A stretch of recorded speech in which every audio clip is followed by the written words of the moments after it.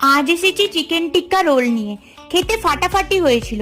এটা বানানোর জন্য প্রথমে চিকেনটাকে লেবুর রস, আদা রসুন বাটা, টক দই, ধনেপাতা, লঙ্কা গুঁড়ো, হলুদ গুঁড়ো, জিরে গুঁড়ো, ধনে গুঁড়ো, গোলমরিচের গুঁড়ো, গরম মশলা, টমেটো সস দিয়ে ভালো করে ম্যারিনেট করে ভেজে নিতে হবে।